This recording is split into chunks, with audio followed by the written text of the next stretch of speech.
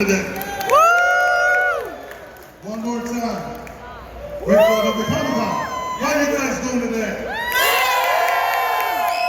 Are you ready to see some of the best actors in video games? Are you guys ready to see that? Woo! One more time. Are you guys ready to see some of the best actors in video games today? All right. I am Eric the Smoke Moran. But you have the distinct pleasure of being witness to the greatest show in video game history.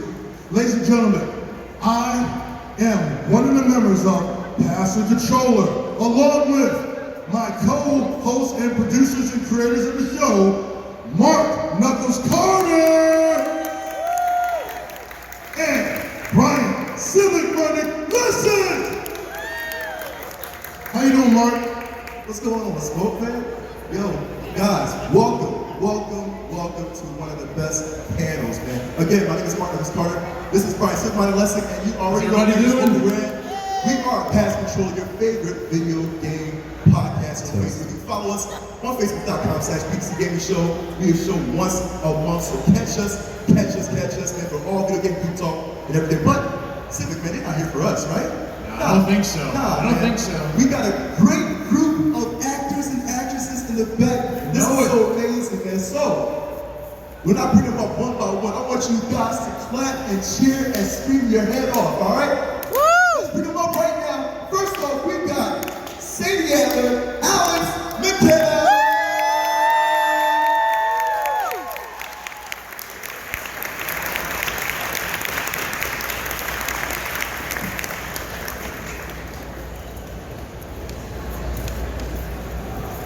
Next up, we have Micah, Peter, Blomquist. Give it up for him. All right. That's what I'm talking about. Who we got next, Mark? We got John Marston, Rob Wiethoff.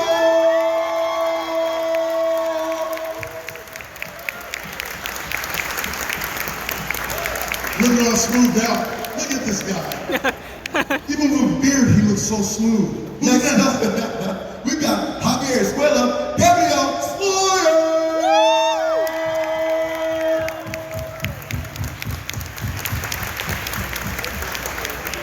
All right.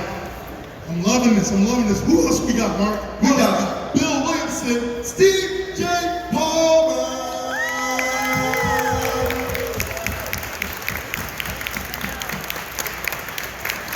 I love that hat.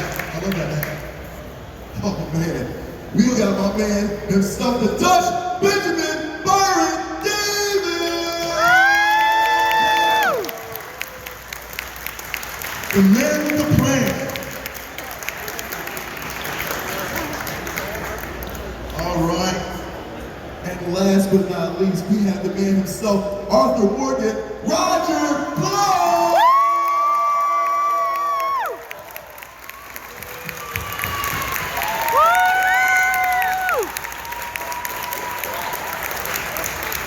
Look at this handsome crew. Look at him. Oh, this is awesome, man. Seriously. Welcome, guys. Welcome to the Great Food Comic-Con. How you guys enjoying the convention so far? It's great. We're enjoying it. Yeah, nice. Now, real quick question for those to all of you. For those that don't know you, except for hardcore gamers, of course, give us a background story of your life and career.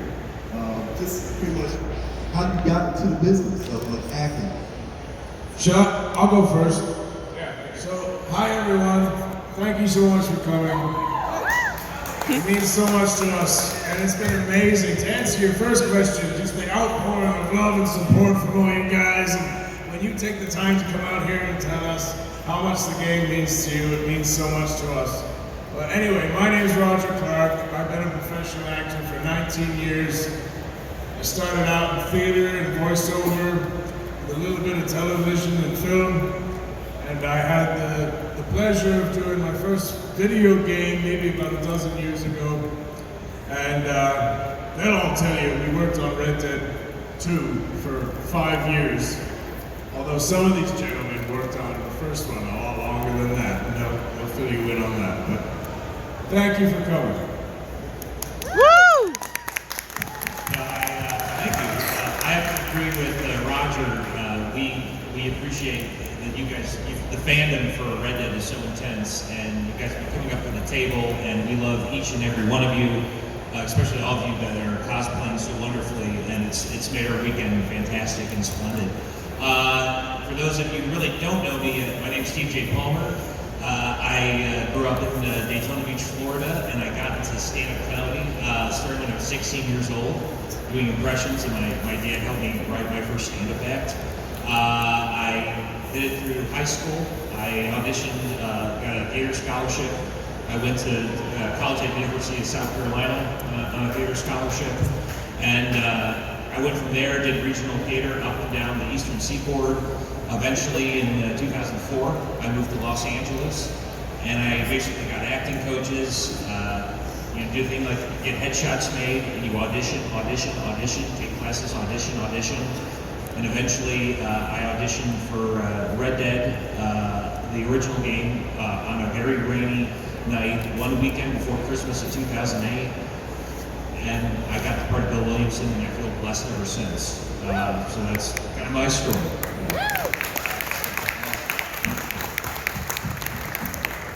What's up?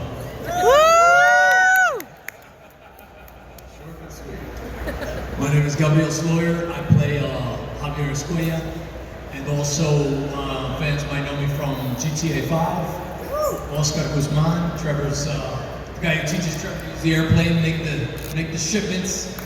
You know what I'm talking about. You know what I'm talking about.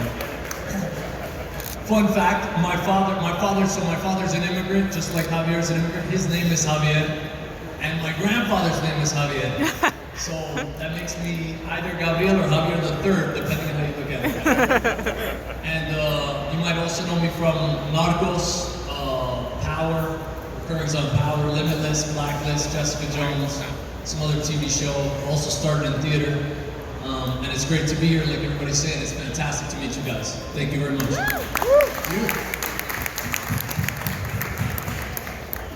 I want to say thank you to all of you for being here and really making this weekend special for us. It's really been enjoyable, and thank you for that.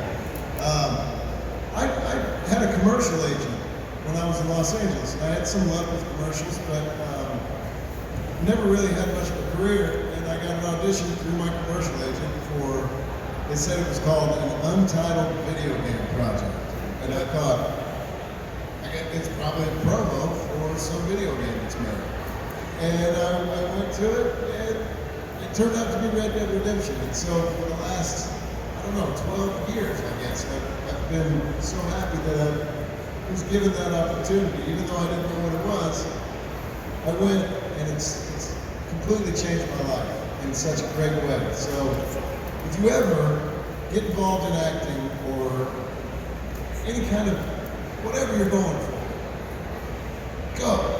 And hopefully it works out for you the way that it worked out for me. Thank you.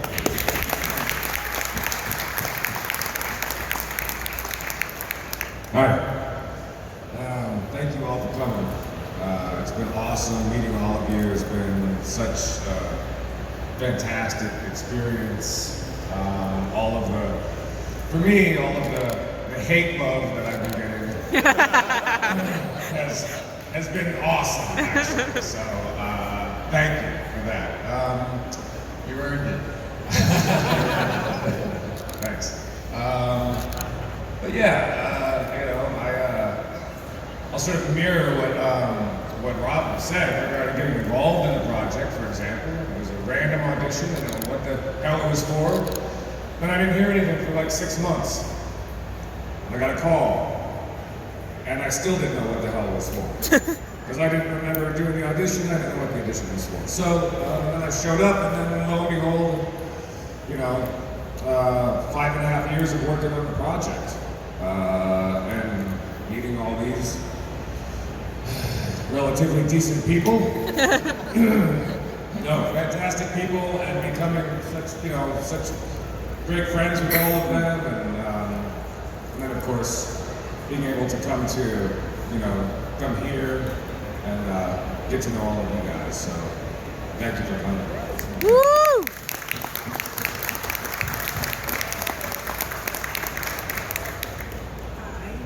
I'm Alex McKenna. It truly is amazing to be here with this whole gang, because we really do love each other. And to meet you guys, it's been very, very meaningful. So thanks for showing up and coming to see us.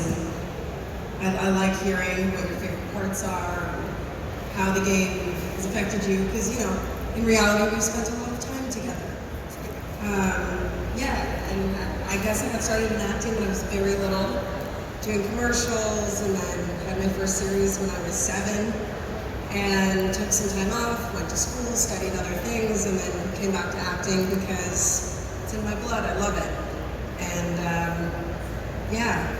to echo pretty much what everyone else has been saying, got an audition, had no idea what it was for. They just told me to do some kind of Southern accent, and I was like, all right, I can do that. Came back. Then about a month later, was told to show up at a location.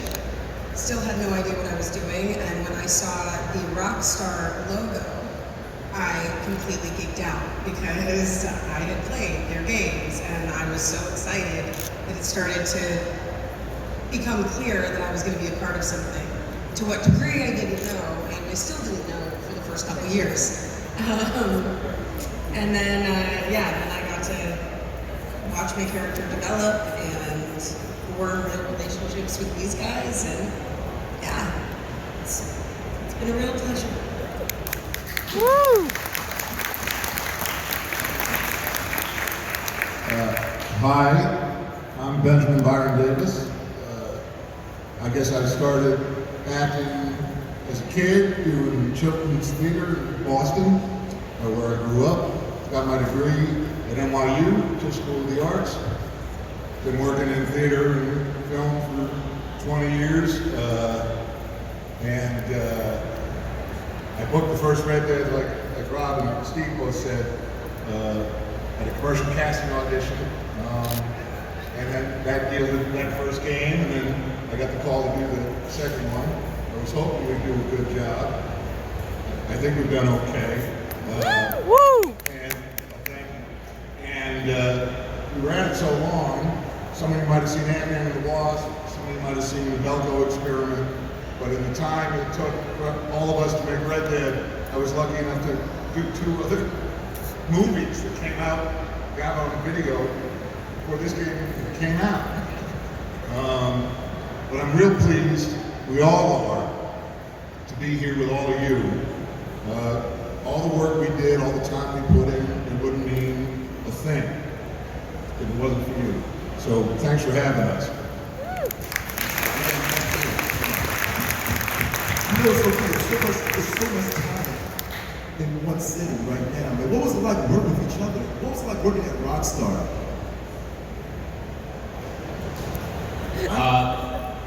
Working at Rockstar, I've been working with them on and off. What, did you want to say something? Oh. Okay. Working at Rockstar on and off for 10 years, it's an amazing experience that we mostly can't talk about, but it was, I love these guys like family, and we certainly learned so much about ourselves and our characters, where all we had to communicate with was each other. You know, no one knew what was going on but us in secrecy for a big handful of years. I'd say about 5. And we only had so much time together, everything just kind of permeated through our skins, and we encompassed so much of what our characters became. And that went out through the work. As you fans know, Rockstar's not going to put forth a product until it is 100% and amazing and pristine. And that's what you got me at. We work with amazing everyone, from the producers, the writers, our fantastic director, Rod Edge. Everything was done in such precision until it was perfect, and we really just had a great time to invest in these amazing characters. Yeah, awesome. Thanks, Steve. I'll just add to that, man. We slogged away on this project 5 years. But what was most amazing for all of us, I think, is that we didn't understand there were literally thousands of other people who were working away at their departments, slogging away just like we were, focusing on our tasks. But they were doing their own thing. And none of us properly realized the scope and the magnitude of everyone's hard work until the game came out 5 months ago now. And the way it all just blended and synergized together, really, I think it blew all of our minds. Yeah, I want to add too, real quickly, that the environment that we worked in, we worked for a company that we knew was very good at what they do. To see them do, each person had their own responsibilities, but they were also willing and able to help each other out if anybody needed help. And they were all very for each other. Everybody had a common goal, and they worked hard to reach it together. And I think, working in an environment when you know that people are genuinely trying to help each other be better. It's not like a competition thing. It's not a cutthroat thing. It's a let's do this together and encourage each other and be supportive of each other. You can really get some amazing results from that. And I hope that everybody experiences that kind of work environment. I know that it's not likely that everyone will, but I hope that you do, because really amazing things can happen. And you can leave that situation a better person than you were when you went into it. So that was part of my experience. I'd just add that we're the tip of the iceberg in terms of the number of people that were devoted to this game. And I don't know, we get a lot of attention, but there was 2,000, I think, people working on this thing.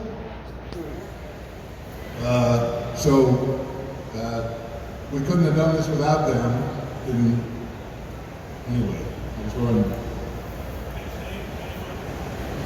Anyone who's finished the game, you just have to look at the credits at the end of it, man. It goes on for like half an hour. Everyone on that list is amazing.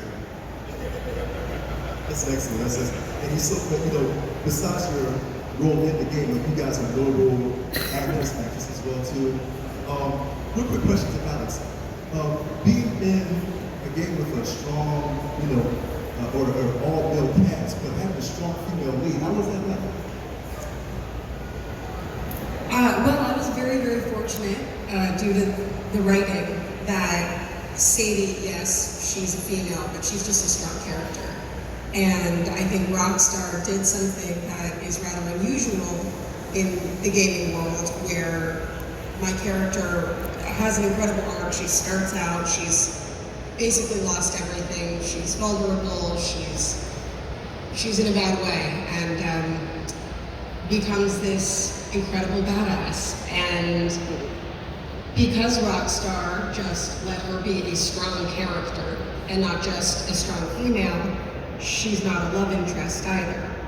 There's a really wonderful friendship and mutual admiration and respect that they foster throughout the story. And I mean, it was pretty awesome. For me, Alex, I loved being, the one lady in the gang.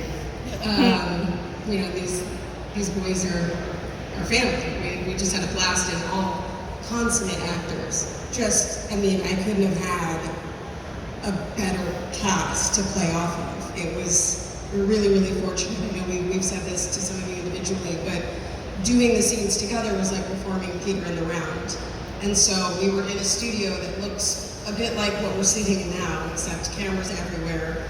We're wearing what I like to call scuba diver superhero suits, which were just, dressed in tight black jumpsuits with these motion capture balls all over us, and helmets, cameras, so we're basically in close-up the entire time, which is why our characters resemble us so much, essentially. That brings to a question. I'm sorry. I wanted to just bounce off what you just said. One of the things I was wondering about is being veteran actors of stage and screen and TV and all these various other media. What are some of the intrinsic challenges that you encounter in doing a video game as opposed to those others? I'm just going to say one, hugging. Hugging is a problem because you have so many wires. So you're like, oh God, we gotta cut. I'm stuck. It's really good. So I called it the tusk. You know, we had a thing coming off the side of our helmet. Helmet on our head. Had our character's name, or our name, on it. And then this big arm coming off of it. Camera about here. So we're gonna do a scene together. I've got this tusk off of my head. She's got this tusk off of her head. And we want to get close, so we got to go in or out, poke each other in the eye. You don't have to deal with that on a film set or on stage. So all in all, you would say it's probably a little more difficult in some of the logistic It's an adjustment. Yeah. One of the challenges was our set would be dimensionally accurate, but it would literally just be rigging and pipes. We had amazing set builders, and they broke down and set up stuff in record time. But when we would walk into the studio, it was just a bunch of pipes. But that's where the animators were vital, because they would show us the actual environment on a computer screen. And so that helped inform our performance, because we actually knew where the setting or the environment of our stage, for lack of a better word, was. So that was something to get grips of. And also we learned to ask the right questions, like what time of day is it? Is the weather going to be, is it raining or is it not raining? And all of these things we learned over time to ask, so it would help better inform our performance and make it more accurate to the setting at hand. That's definitely Is this on? Can you hear me? Yes. Woo! I'd also like to add that we're on the vanguard of this medium, and so the entire presentation of this kind of storytelling, you asked about other types of media, right? TV, film, etc. Yeah. So like you've got something that I don't think can be done in any other medium. You've got the length and the breadth of like a bingeable Netflix series, right? You've got, what is it, over 60 hours of content, I mean, just cutscenes. You've got, but you have the pace of a feature-length film. They're taking their time developing the story, developing the characters, and they have the resources, making it, digital and technologically being able to do anything under the sun of a huge motion picture movie. So by combining all those elements, I think it is able to accomplish something that has those pieces of the different media, but is totally unique, and I don't think can be done, at least right now, in any other medium except for in a video game, weirdly enough. So the acting has to adjust, for sure, but the whole experience becomes something, I think, that's greater than its parts. And just along those lines too, were there any particular scenes that you felt were more difficult than others? Is there anything that stands out as a particular challenge, like saying something that we can all remember, like this particular part was a nightmare, or this particular part was so much fun? What stands out for you? Working with Peter, is tough. Thank you. I don't know if you've gathered that yet, but it was one of the biggest challenges. And Likewise. No, I mean, working with myself. Yeah, no, I was gonna say. It would be hard for me to be another person. I can only imagine trying to be Peter is difficult. I'm sorry. I apologize to you. Apology accepted, I guess. Pistols at 20 paces, guys. I had a lot of trouble, and I don't know if anybody else experienced this. I don't think that we did as much, but the swimming.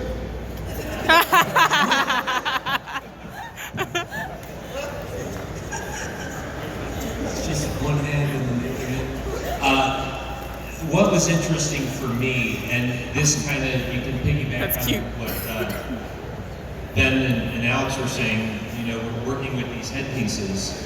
A lot of the time, you know, we're doing 90+% of our own performance capture. There's some big things where we had doubles or stunt people, so we, you know, would hurt ourselves. But there was one scene early on in the first year of doing it where I think it was one of the scenes. I believe it was in Valentine, if I'm not mistaken.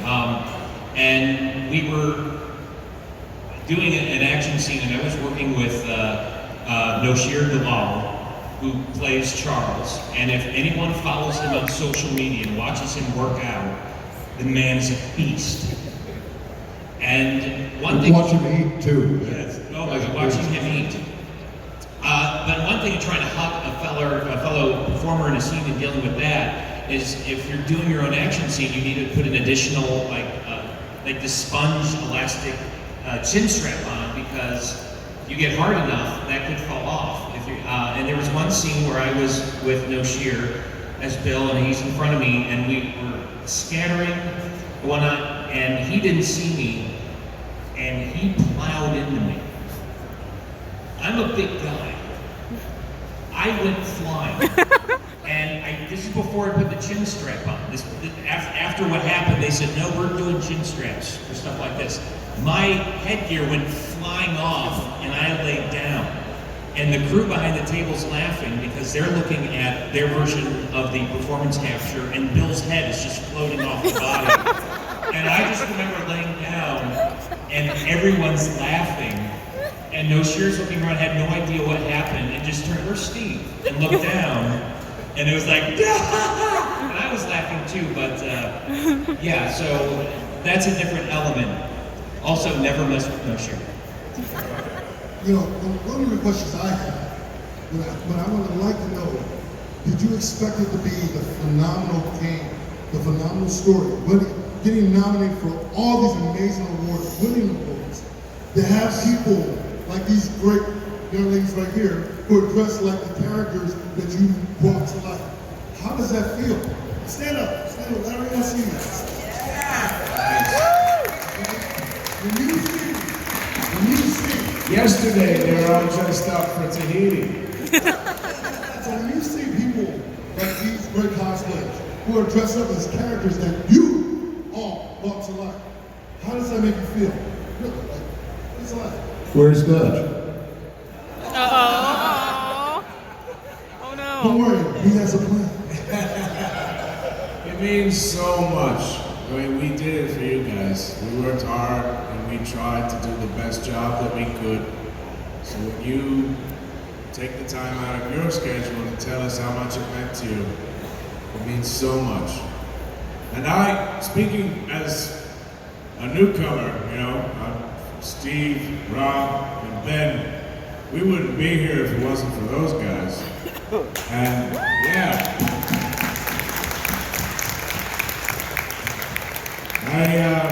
I was nervous, I'm not gonna lie. I knew I had big shoes to fill, but eventually it got to the point where I realized it's not even worth trying to fill those shoes. Those shoes will always be full. Get your own shoes. Real quick question, we got a couple of questions before we actually invite the audience to ask questions in the past. One question to Ben. I know you was involved, besides acting, you was a writer, you was also a director. Is there any advice for those that want to get, you did so much, but is there any advice for those that want to get into the same field that you do, writing, directing as well? Do it would be the first. I think that a career in the arts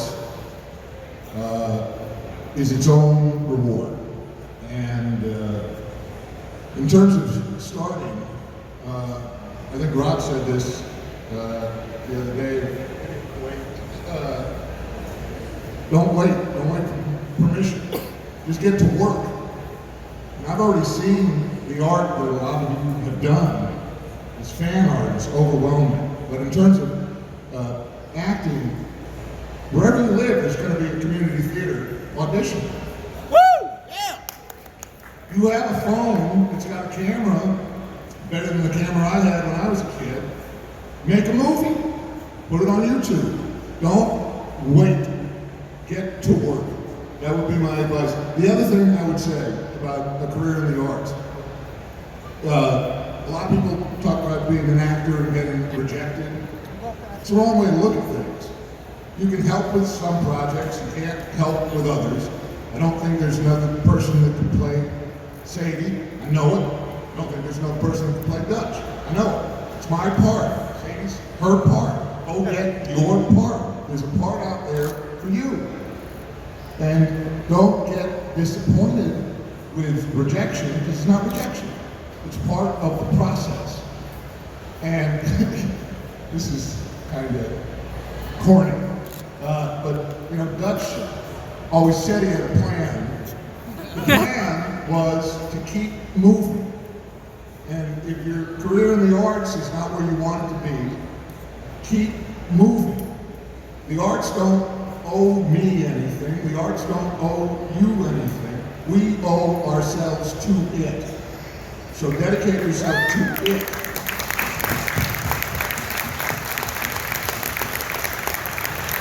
Absolutely, man. That's wise words. So now, we would invite you guys to ask some questions to the cast. If you got a question, definitely raise your hand. We got sitting right there, stand up. We got a lot of Oh, I see somebody up here.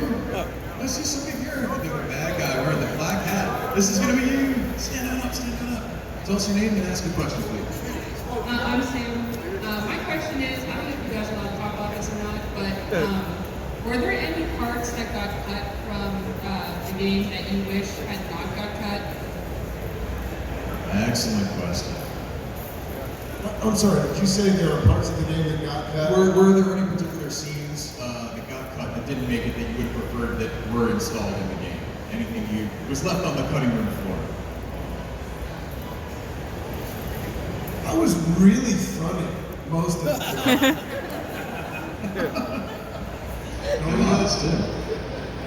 I wonder what happened there. I fought off wolves when we rescued Rob. I had a whole wolf fighting scene. I would like to see that. Wouldn't you like to see that? Yes. Let's write some letters. See if we can get that back. Also, I don't know if this piece of dialogue came in, but I was talking with Dutch. I don't know, maybe you guys would know better than I do. It was some kind of meta satire on gaming. And I'm like, Dutch, what's going on? And he's like, you know how you stick with the arts, you know, I have a plan. And I'm like, it just seems like we're running, and then we stop, and then we run again, and then we stop. And sometimes we pick up things, and then we stop. And I had this whole dialogue about just being in a video game. It felt like I keep running, and then I press pause, and then I stop. I don't know if that made it in, but it was really funny. Nice, nice. All right, we have another gentleman right here. Would you stand up, what's your name, and ask your question, please? Sure, my name's Roy. As far as when you're doing this dialogue and everything, did you guys get the script ahead of time?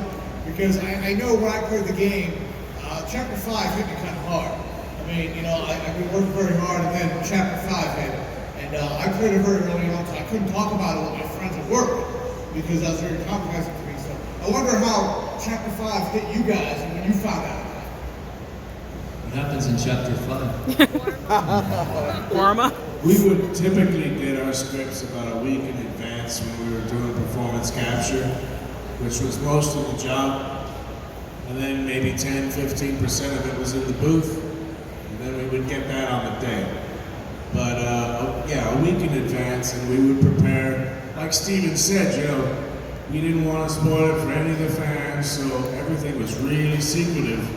So we had no one to talk about it except with ourselves.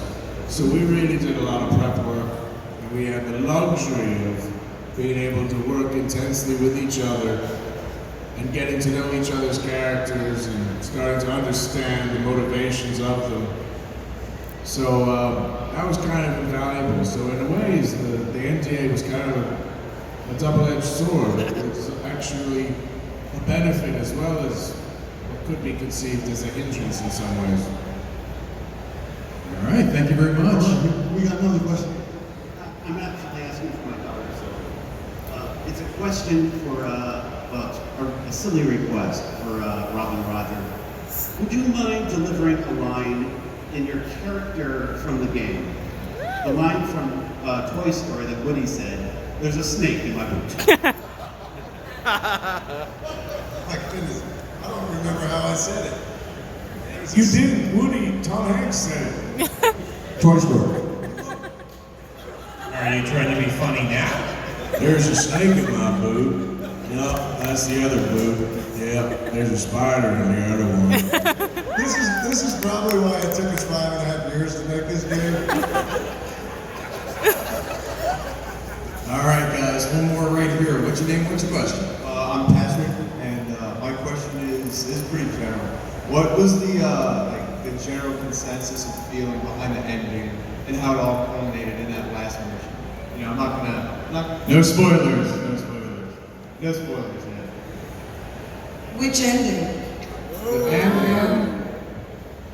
And The ending of the not the epilogue, the other one. The other ending. there's three characters. The one with the one with Arthur.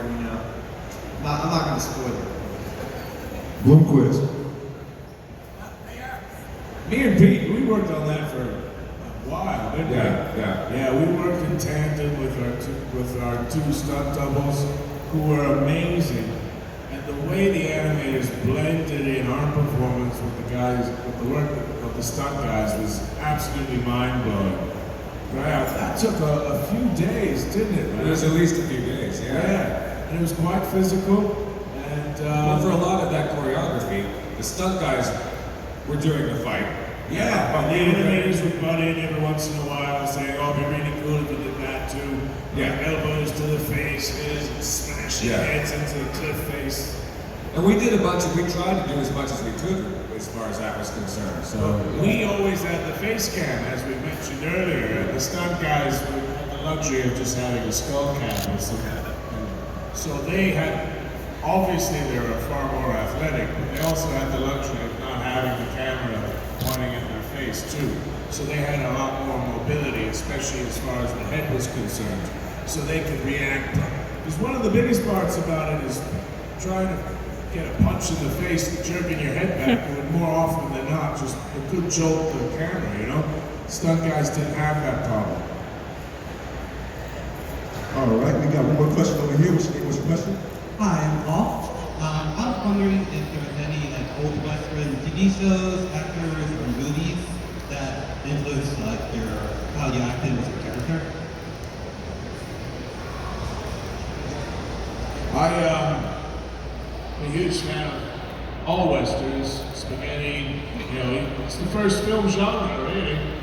And I'm a huge fan of Clint Eastwood. But to be honest with you, most of my work was inspired by, I'll say, John Wayne, the dry, sardonic wit that he had, and also Toshiro Mifune, who was an amazing Japanese actor who did a lot of Kurosawa films, some of which were inspired the spaghetti westerns for a few dollars more, a fistful of dollars. But he was able to be dry, wit, funny, scary as hell the next second. Took a lot of pages out of his book as well. I think he's a fantastic performer. All right. One more right here. Stand up, sir.